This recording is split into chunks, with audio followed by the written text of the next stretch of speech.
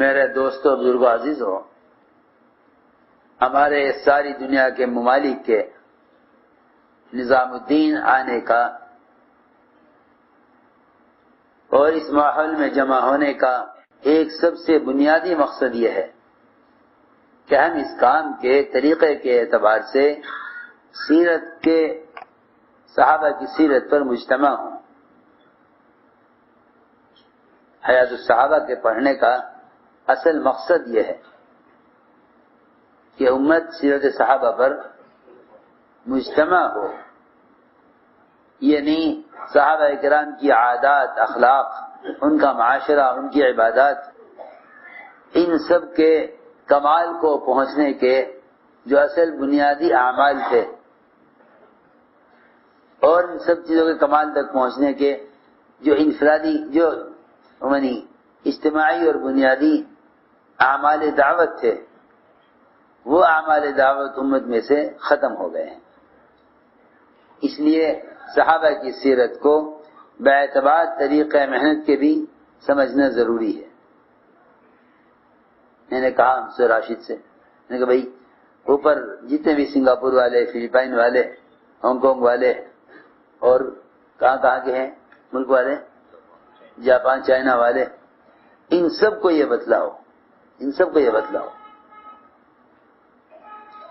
کہ ہمارے کام کا طریقہ کار ہمارا مرتب کیا ہوا نہیں ہے، بلکہ ساری دنیا کے کام کرنے والے وہ اپنے کام کے طریقہ کار میں سیرت کے تابع ہیں، سیرت کے تابع ہیں، ہم سیرت کے تابع ہیں۔ کوئی کمیٹی نہیں ہے جو تبلیغ کے کام کو چلاوے، بلکہ ہر کام کرنے والی کی ذمہ داری ہے یہ کہ وہ اپنی طریقہ محنت کو سیرت کے تابع کرے، ہر کام کرنے والی کی ذمہ داری۔ ہمارا کہنا تو صرف ایک ساتھیوں کو صحیح رخ کی طرف متوجہ کرنا ہے، ورنہ کام اصل سیرت کے تابع ہے۔ ہاں یہ بات ضرور ہے کہ ہم سب مجتمع ہو کر ان ساری باتوں کو سنیں گے اور انہیں عمل میں لانے کی کوشش کریں گے۔ تو میں نے عرض کیا کہ ساری دنیا کے ممالک کا اس ماحول میں آ کر مجتمع ہونا اس مقصد کے لیے ہے کہ ہم سارے کام کرنے والے صحابہ کی سیرت پر مجتمع ہو جائیں، اور ایسے مجتمع ہو جائیں کہ ہم میں وحدت کلمہ پیدا ہو جائے، وحدت کلمہ پیدا ہو جائے اور وحدت فکر پیدا ہو جائے، کیونکہ کام وہ نہیں ہے جو ہم کر رہے ہیں، کام وہ ہے جو صحابہ نے کیا ہے،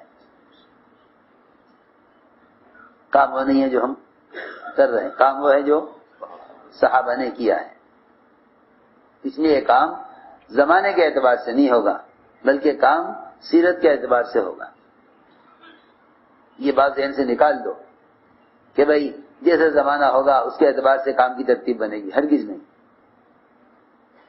سارا کام سیرت کے تابع ہے۔ اس لیے سارے ملک والے یہ یہاں سے عزم لے کر جائیں کہ انشاءاللہ ہمیں اپنی ساری مسجدوں کو مسجد نبوی کے معمول پر لانا ہے، ساری مسجدوں کو مسجد نبوی کے معمول پر لانا ہے۔ حیات الصحابہ میں کچھ چھوڑا نہیں جس کو قیامت تک کے لیے کام کرنے والوں کے لیے طریقہ کار اور اصول جمع نہ کر دیا ہوں، کچھ چھوڑا نہیں ہے اس میں، کیونکہ یوسف صاحب سے کہا گیا تھا کہ حضرت آپ تبلیغ کے اصول پر کوئی کتاب لکھ دیں تاکہ کام آپ کے بعد آپ کے اصول پر باقی رہے۔ حضرت نے فرمایا کہ نمونہ میں نہیں ہوں، نمونہ صحابہ ہے، یہ حادثہ مرتب کی ہے تاکہ کام کرنے والے اس کے مطابق کام کریں، کام کرنے والے اس کے مطابق کام کریں۔ حضرت نے عنوان قائم کیا، مسجدیں کیوں بنائی جاتی تھی؟ اور صحابہ مسجد میں کیا کیا کرتے تھے؟ سارے مسجد کے کام کو صرف گشت و ملاقاتوں پر تک محدود کیا ہوا ہے، صرف گشت اور ملاقات تک مسجد کے کام کو محدود کیا ہوا ہے۔ یہ بہت تنگ نظری ہے، اور یہ سیرت پر نظر نہ ہونا اور صحابہ کا سامنے نہ ہونا اصل سبب یہ ہے کہ محض ملاقاتوں تک گشت کا موضوع محض ملاقاتوں تک محدود کیا ہوا ہے، حالانکہ سیرت پر غور کرنے سے اور قرآن پر غور کرنے سے اور احادیث پر غور کرنے سے معلوم ہوتا ہے کہ صحابہ کا گشت ملاقات کے لیے نہیں تھا صرف، بلکہ صحابہ کرام کا گشت ان اعمال میں لا کر جوڑنے کے لیے ہوتا تھا جو اعمال دعوت مسجد میں ہوا کرتے تھے۔ یہ اصل میں صحابہ کے گشت کا اصل مقصد یہ تھا، سب نے مل کر کام کو تنظیم بنا دیا کہ بھئی تم پروگرام بنا لو ملاقات کا، اور ملاقات کر کے کان دین کی بات ڈال دو، عمل کرنا نہ کرنا اس کے ذمہ ہے، اور ہدایت اللہ کے ہاتھ میں ہے، اور قصہ ختم۔ حالانکہ تربیت کے ماحول میں تربیت ہوتی ہے۔ صحابہ کرام ابھی حضرت صحابہ کے 30 جلد کے شروع میں ایمان کی مجالس کا باب قائم کیا ہے کہ صحابہ کرام مسجدوں میں ایمان کے حلقے قائم کرتے تھے، اور ایمان کے حلقوں میں لوگوں کو جوڑنے کے لیے ملاقاتیں کرتے تھے۔ یہ صحابہ کا معمول تھا کہ وہ ملاقات کے دوران مسجد کو عمل سے خالی نہیں چھوڑتے تھے۔ یہاں تو ہمارے اجتماعی مشورے میں بات طے ہے کہ اگر 2 ساتھی بھی ہوں، ایک مسجد میں رہے، دوسرے لوگوں سے ملاقات کر کے مسجد میں لانے کے لیے تیار کریں، یہ لکھا ہوا ہے اجتماعی مشورے میں، کیونکہ تربیت کے ماحول میں لانا اصل ہے تربیت کے لیے۔ حضور اکرم صلی اللہ علیہ وسلم کس طرح نئے آنے والوں کو مسجد میں رکھتے تھے، اور کس طرح چور کو باندھ کے مسجد میں رکھتے تھے، تاکہ اعمال مسجد یعنی اس کے دل کو اعمال مسجد نرم کر دیں اسلام کے لیے، یہ معمول تھا۔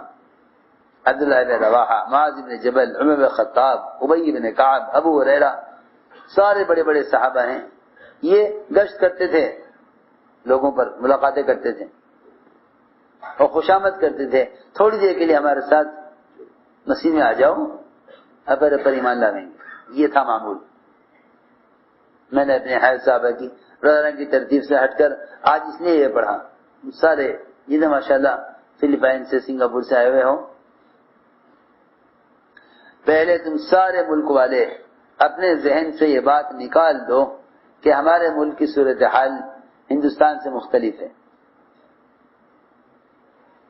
اس لیے کہ محمد صلی اللہ علیہ وسلم اور آپ کے طریقے عرب کے لیے نہیں ہیں، سارے عالم کے لیے ہیں۔ سمجھے، ساری دنیا کی مساجد مسجد نبوی کی بیٹیاں ہیں، اور بیٹی ہمیشہ ماں کے مزاج پر ہوتی ہے، اس لیے آپ سب یہ عزم لے کے جاؤ کہ ہم کوئی مسجد ایسی باقی نہیں چھوڑیں گے جس کے اندر اعمال مسجد نبوی شروع نہ ہو جائیں۔ تو میں نے عرض کیا کہ یہ ہمارے گشت کا اصل مقصد یہ تھا کہ کسی طرح مسلمان مسجد میں آ جائے، یہ ہمارے گشت کا موضوع ہے، کسی طرح مسلمان مسجد میں آ جائے، بس یہ ہمارے گشت کا موضوع ہے کہ کسی طرح مسلمان مسجد میں آ جائے۔ تو مسجد میں آ گیا، وہ اللہ سے مل گیا، حدیث میں آتا ہے اللہ تعالیٰ مسجد میں آنے والے سے اس سے بھی زیادہ مل کر خوش ہوتے ہیں، یہ لوگ میں دوست سے مدت کے بعد مل کر خوش ہوتا ہے، اس سے زیادہ اللہ خوش ہوتے ہیں مسجد میں آنے والے سے مل کر۔ ابھی ہماری طبیعتوں پر اس کا تقاضا نہیں ہے، کیونکہ بات یہ ہے کہ اگر قرآن کو حدیث کو سامنے رکھو تو کام میں استقامت اور کام کی عظمت دل میں بڑھے. اور اگر پروگرام کے طور پہ کرنا ہے تو پروگرام سے تو ملل پیدا ہوگا، رخصاہٹ پیدا ہوگی. کام کی روح جو ہے نا، روح وہ یعنی اعمال کے فضائل ہیں. مسجد کے آباد کرنے کے فضائل خوب پڑھا کرو، خوب سنا کرو. منتخب احادیث میں خوب جمع کیے ہیں مسجد کے فضائل اور مسجد کے ماحول میں آنے کے لانے کے فضائل. انہیں خوب پڑھا کرو.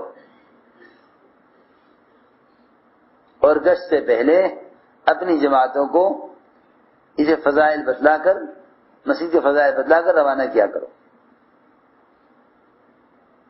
جس جماعت روانہ کرو گشت کے لیے تو مسجد کے فضائل انہیں بتلا کر فیض سے کہو کہ تم یہ فضائل بتلا کر امت کو دعوت دے کر مسجد کے ماحول میں لے کر آؤ. یہ کہہ کر روانہ کرو گشت کی جماعتوں کو.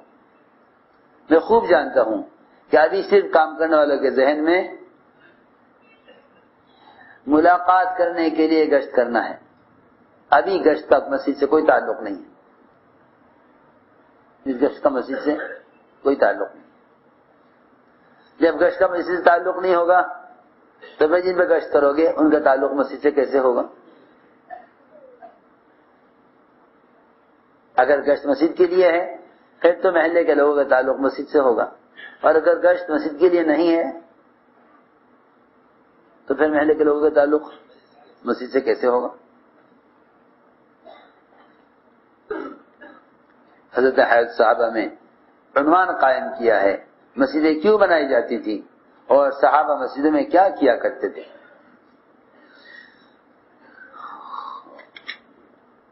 فرماتے ہیں ابو سعید خدری رضی اللہ تعالیٰ عنہ کہ حضرت معاویہ رضی اللہ عنہ نکلے مسجد نبوی میں ایک حلقے کی طرف.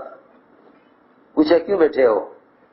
ان لوگوں نے کہا کہ ہم اللہ کے تذکرے کر رہے ہیں. ہم اللہ کے تذکرے کر رہے ہیں. سنو غور سے. اس کی قدرت کے، اس کے احکام کے، اس کی بڑائی کے. کیونکہ امام نووی رحمۃ اللہ علیہ فرماتے ہیں کہ مسجدوں میں ایمان کا حلقہ وہ ہے جس میں حلال حرام کے اور آخرت کے تذکرے ہوں، وہی ایمان کا حلقہ ہے. کہا کہ ہم اللہ کے تذکرے کر رہے ہیں. فرمایا کیا خدا کی قسم اسی لیے بیٹھے ہو؟ صحابہ نے عرض کیا کہ ہاں اسی لیے بیٹھے ہیں.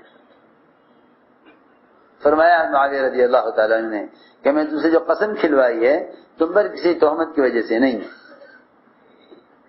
بات یہ ہے کہ حضور اکرم صلی اللہ علیہ وسلم اپنے صحابہ کے ایک حلقے کی طرف نکلے اپنے حجرہ مبارکہ سے اور پوچھا کیوں بیٹھے ہو؟ ان لوگوں نے کہا کہ ہم بیٹھے ہیں اللہ کے تذکرہ کر رہے ہیں اور اللہ کا شکر ادا کر رہے ہیں کہ اس نے ہمیں اسلام کی ہدایت دے کر ہم پر احسان کیا. فرمایا حضور اکرم صلی اللہ علیہ وسلم نے کہ کیوں بیٹھے ہو؟ آپ نے فرمایا کیا اسی لیے بیٹھے ہو؟ صحابہ نے عرض کیا ہاں خدا کی قسم اسی لیے بیٹھے ہیں. فرمایا حضور اکرم صلی اللہ علیہ وسلم نے کہ میں نے جو قسم کھلوائی ہے تم پر کسی تہمت کی وجہ سے نہیں، لیکن جبرائیل میرے پاس آئے اور نے مجھے خبر دی ہے کہ اللہ رب العزت تمہاری وجہ سے فرشتوں کے سامنے فخر فرما رہے ہیں تمہارے مسجد میں جمع ہونے پر. ایک روایت میں تو ہے آپ نے فرمایا صحابہ کا مسجد حلقہ دیکھ کر کہ آج تمہارے یہاں بیٹھنے کی وجہ سے آسمان کا وہ دروازہ کھلا ہے جو اب سے پہلے کبھی نہیں کھلا. کاش میں تمہیں وہ دروازہ کھلا ہوا دکھلا دیتا. کاش میں تمہیں وہ کھلا ہوا دروازہ تمہیں دکھلا دیتا جو آج تمہارے مسجد میں جمع ہو کر بیٹھنے سے آسمان کا دروازہ کھلا ہے. ایک روایت میں ہے فرماتے ہیں ابو القمرہ رضی اللہ تعالی عنہ کہ ہم مسجد میں تھے، مسجد رسول صلی اللہ علیہ وسلم میں. ہم حلقہ لگا کر بیٹھے ہوئے تھے. اچانک حضور اکرم صلی اللہ علیہ وسلم اپنے کسی حجرے سے نکلے. آپ نے سب حلقوں کی طرف دیکھا، پھر آپ بیٹھے قرآن کے حلقے میں. دیکھو مسجد میں ایک قرآن کا حلقہ مستقل لگتا تھا. اب تو ہمارے گشت کرنے والوں کا حال یہ ہے. مسجد عمل سے خالی اور ملاقاتیں کرنے کو کافی سمجھتے ہیں. تو آپ بیٹھے قرآن کے حلقے میں، فرمایا کہ مجھے اس حلقے میں بیٹھنے کا حکم دیا گیا ہے اللہ کی طرف سے. اس لیے کہ میرے دوستو، مسجد کا عمل صرف نماز نہیں ہے. مسجد کا عمل صرف نماز نہیں ہے، بلکہ وہ اعمال ہیں مسجد کے اندر جس سے نماز میں کمال پیدا ہوتا ہے. جس سے نماز میں کمال پیدا ہوتا ہے. ایسا سمجھتے تھے گشت اور ملاقاتیں اور اس درمیان کے اعمال ابھی نماز میں کمال پیدا کرنے کے لیے ہیں. بلکہ یہاں تک بھی ہے کہ نماز ہو چکی کہ اس میں ہے کہ بھئی اذا قضیت الصلاۃ فانتشروا فی الارض وابتغوا من فضل اللہ. عام طور سے لوگ یہی جانتے ہیں کہ نماز ہو چکے تو تجارت کے لیے چلے جاؤ. حالانکہ ابن عباس فرماتے ہیں رضی اللہ تعالیٰ عنہ کہ اس سے تجارت مراد نہیں ہے، بلکہ اور ان مفسرین کا یہی قول ہے کہ اس سے تجارت مراد نہیں ہے اور طلب رزق مراد نہیں ہے، بلکہ اس سے طلب علم مراد ہے. یہ نماز ہو چکے تو اسے بیٹھ جاؤ، علم کے حلقے میں بیٹھ جاؤ. کہاں؟ علم کے حلقے میں بیٹھ جاؤ. ہم سوچتے ہیں کہ اگر کمانے کے لیے نہیں نکلیں گے تو کمائیں گے کہاں سے؟ سنو تو صحیح. صحابہ کرام کماتے بھی تھے، لیکن صحابہ نے ترتیب بنائی ہوئی تھی. حضرت عمر رضی اللہ تعالیٰ عنہ کی اپنے ساتھی کے ساتھ باری لگی ہوئی تھی کہ ایک دن تو بازار میں ہوگا میں مسجد میں ہوں گا، ایک دن تو مسجد میں ہوگا میں بازار میں ہوں گا. یہ حضرت عمر اپنے ساتھی کے ساتھ جی ہاں پکی بات ہے. طے کر لیا دونوں نے مل کر کہ یہ وقت تیرے بازار کا ہوگا یہ میرا. بلکہ ایک صحابی نے آگے شکایت کی، ایک صحابی کی حضور اکرم صلی اللہ علیہ وسلم سے، اور آ کر یہ کہا کہ یہ آپ کے پاس بیٹھا رہتا ہے اور کماتا نہیں ہے، اور میں اکیلا کماتا ہوں اور یہ آپ کا بیٹھا رہتا ہے. آپ نے فرمایا کہ تجھے دکان میں جو رزق مل رہا ہے وہ اس کے میرے پاس بیٹھنے سے مل رہا ہے. کہ جی تو مسجد میں رہتا ہے اور میں اکیلا کماتا ہوں. کیا فرمایا؟ لعلک ترزق بھی، کہ تجھے رزق مل رہا ہے وہ اس کی وجہ سے مل رہا ہے. تم خوب بے تکلف 8 گھنٹے کی دعوت دیا کرو روزانہ مسجد کے لیے وقت فارغ کرنے کے لیے، بے تکلف. میں نے خوب اچھی طرح ایک ایک کام کرنے والے کو پڑھ لیا، میں نے اچھی طرح پڑھ لیا ایک ایک کو خوب اچھی طرح.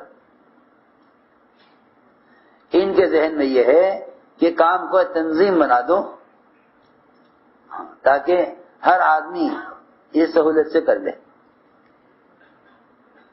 سمجھتے تھے تم اعلیٰ کی دعوت دو تو جن کو اللہ رب العزت نے فارغ کیا ہوا ہے وہ اعلیٰ قربانی پر آئیں گے. جس کے بعد جتنا وقت ہے، جس کے بعد جس صلاحیت ہے وہ مسجد کو وقت دے گا. 8 گھنٹے کی خوب دعوت دیا کرو، 8 گھنٹے کی خوب دعوت دیا، عام کر دو. بالکل تم سب سے کہہ رہا، جتنے فلپائن اور سنگاپور والے آئے ہوئے ہیں نا ان سے کہہ رہا ہوں. یہ سمجھتے ہیں کہ ہماری دنیاوی مشغولی زیادہ ہے. یہ کتنے افسوس کی بات ہے کہ دنیا کی مشغولی کو بڑھایا ہوا ہے دین کی محنت کی مشغولی سے. وہ تو اللہ تعالیٰ کا نظام یہ ہے کہ چند لوگ قربانی دیتے ہیں، اللہ تعالیٰ ان کو نمونہ بنا کر اور مزید لوگ تیار کر دیتے ہیں. کتنے ریٹائرڈ ہیں، کتنے فارغ ہیں، ان کا کوئی کام نہیں ہے. اگر یہ سارا وقت مسجد کو دے دیں، کوئی آنے والوں کو کلمہ سکھلا رہا ہوگا، کوئی آنے والوں کو نماز سکھلا رہا ہوگا، کوئی بیٹھا قرآن پڑھا رہا ہوگا، کوئی آنے والوں کو دعوت دے کر ہدایات دے کر اللہ کے راستے میں نکال رہا ہوگا، کوئی آنے والوں کو نکلنے کی ترغیب دے رہا ہوگا. بہت کام ہے مسجد میں. چند اعمال کا کر لینا کام نہیں ہے. تو مسجد تو مستقل امت کے جمع ہونے کی اور امت کی تربیت کی جگہ ہے. میں نے عرض کیا کہ اب تو یہ چاہتے ہیں کہ بھئی مسجد میں قرآن کا حلقہ بھی ہو مسجد میں ایمان کا حلقہ بھی ہو اور مسجد میں دعوت دے کر اللہ کے راستے میں نکلنے والوں کے لیے ہدایات بھی ہوں۔ فرماتے ہیں کلیب بن شہاب کہ علی بن ابی طالب رضی اللہ تعالیٰ عنہ نے مسجد میں شور سنا لوگوں کو قرآن سیکھنے سکھلانے کا، فرمایا طوبی لہؤلاء طوبی لہؤلاء کہ ان کے لیے بڑی خوشخبری ہے، یا جنت کا وہ درخت ہے ان کے لیے جس کا سایہ کبھی ختم نہ ہو، کہ یہ لوگ حضور اکرم صلی اللہ علیہ وسلم کو سب سے زیادہ محبوب تھے۔ ایک روایت میں ہے کہ علی رضی اللہ عنہ مسجد میں تھے، کوفہ کی مسجد میں، شور سنا، فرمایا کہ یہ کہیں کا شور ہے؟ لوگوں نے کہا کہ اس میں لوگ قرآن پڑھ رہے ہیں اور سیکھ رہے ہیں۔ فرمایا کہ یہ لوگ حضور اکرم صلی اللہ علیہ وسلم کو سب سے زیادہ محبوب تھے۔ فرماتے ہیں رضی اللہ تعالیٰ عنہ کہ وہ گزرے مدینے کے بازار سے تو بازار میں ٹھہر گئے اور آواز دے کر کہا بازار والوں کو، اے بازار والوں، کس نے تمہیں اتنا عاجز کر دیا؟ لوگوں نے پوچھا ابو ہریرہ کیا بات ہے؟ فرمایا کہ رسول اللہ صلی اللہ علیہ وسلم کی میراث تقسیم کی جا رہی ہے مسجد میں، یعنی تعلیم کا حلقہ ہو رہا ہے، تم یہاں ہو مسجد، تم یہاں بازار میں ہو، تم جا کر اپنا حصہ کیوں نہیں لیتے؟ لوگوں نے پوچھا اے ابو ہریرہ کہاں تقسیم ہو رہی ہے میراث؟ کہ مسجد میں۔ چنانچہ لوگ دوڑے مسجد کی طرف، ابو ہریرہ رضی اللہ تعالیٰ عنہ ان کو کہہ کر آ نہیں گئے بلکہ بازار میں ہی رہے۔ لوگ واپس چلے گئے دیکھ کر کہ وہاں کوئی چیز تقسیم نہیں ہو رہی ہے۔ فرمایا ابو ہریرہ رضی اللہ تعالیٰ نے کیا تم نے نہیں دیکھا مسجد میں کسی کو؟ کہ ہاں کچھ لوگ نماز پڑھ رہے تھے، کچھ لوگ قرآن سیکھ رہے تھے اور کچھ لوگ حلال حرام کے تذکرے کر رہے تھے۔ سنو یہ میں بتانا چاہتا ہوں، تم جتنے ماشاءاللہ آئے ہو، چائنا والے اور جاپان والے، تم سب عزم کر کے جاؤ۔ سمجھتے تھے مافسر والے کہ تم سمجھتے ہو کہ مرکز ایک دو ہیں، ہم سمجھتے تھے میرا دل چاہتا ہے ہر مسجد مرکز بن جاوے، ہر مسجد 24 گھنٹے اعمال سے آباد، اب جماعتیں آ رہی، اب جا رہی، اب آ رہی، اب جا رہی، مستقل اعمال مسجد کے اندر۔ جس مسلمان کے پاس جو فارغ وقت ہے وہ مسجد کو دے دے۔ تو یہ فرمایا کہ ہماری مسجد میں یہ سارے کام ہوتے ہیں، حلال حرام کے تذکرے ہوتے ہیں، قرآن کا سیکھنا سکھلانا ہوتا ہے۔ ابن معاویہ کندی کہتے ہیں کہ میں آیا حضرت کے پاس ملک شام میں، مجھ سے پوچھا کیا حال ہے لوگوں کا؟ کارگزاری لی مسجدوں کی۔ ہم ساری جماعتوں سے کہتے ہیں کہ جو جماعت ہمارے یہاں سے کہیں جایا کرے کسی ملک میں کسی اجتماع میں تو وہ کارگزاری ضرور لیا کرے، یہ سنت ہے۔ حضرت عمر رضی اللہ عنہ نے مسجدوں کا حال پوچھا، پھر خود ہی بتلایا،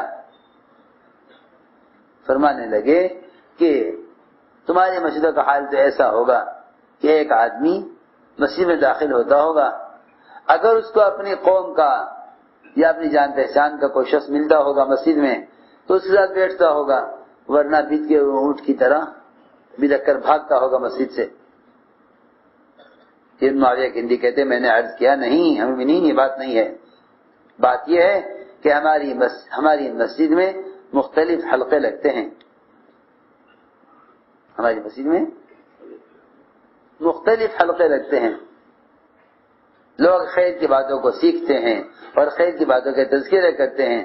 حضرت عمر نے فرمایا جب تک تم ایسا کرتے رہو گے خیر پر رہو گے۔ سب عزم کرو انشاءاللہ ہمیں اپنی مسجدوں کو اسی ترتیب پر لانا ہے۔